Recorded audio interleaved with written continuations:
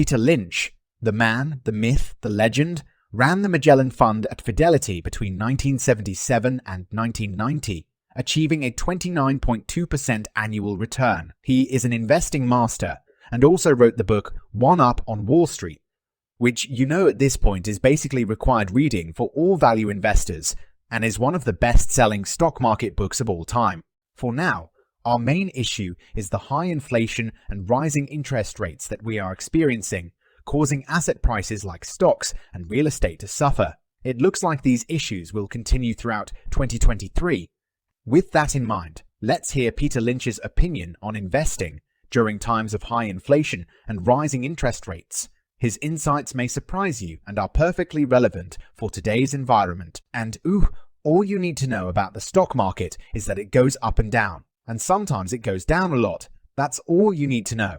Again, it would be great to know what's going to happen with the economy, but I deal with facts. If inventories are going up, if copper prices are going down, if room occupancy has gone the wrong way because Big Bill is building too many hotels, I look at freight car loadings and my own railroad stocks.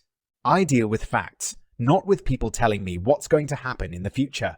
You might as well call a psychic hotline for that stuff. To get a better average, a lot of times people buy stocks based on how much they've gone down, but you never know how much further they're going to go down. It's crazy to think about these things. His overarching point is that while the macro is important and does influence prices, as an investor, it's a short-term factor that you can't control. So, if you can't predict or control it, why spend time thinking about it? This is a trap that many investors have fallen into this year, and it's understandable because it's all the media has been talking about it. The Fed had another meeting and raised rates. The Bureau of Labor Statistics released this month's KPI data, etc. However, as an investor, you need to be laser focused on each potential investment and judge each opportunity on its own. Stocks are not lottery tickets. There's a company behind every stock. If a company does well, the stock does well. It's not that complicated. People get too carried away and try to predict the stock market, which is a total waste of time. No one can predict the stock market or interest rates. If anyone could predict interest rates 3 times in a row, they'd be a billionaire. However, there aren't that many billionaires on the planet, so there can't be that many people who can pick interest rates because there would be lots of billionaires. No one can predict the economy. Additionally, Peter Lynch recommends that no single stock should make up more than 5% of the total portfolio.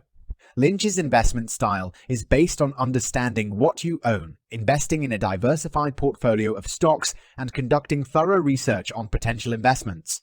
While Lynch's strategies have been successful in the past, it's important to note that investing is inherently unpredictable and subject to market volatility. Now more than ever, it's crucial for individuals to evaluate their own financial goals and risk tolerance when deciding on an investment approach.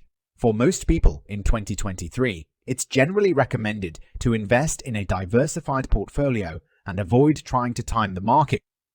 No one can predict the future in the investing world, so during times of uncertainty, it's best to research companies that you know and trust.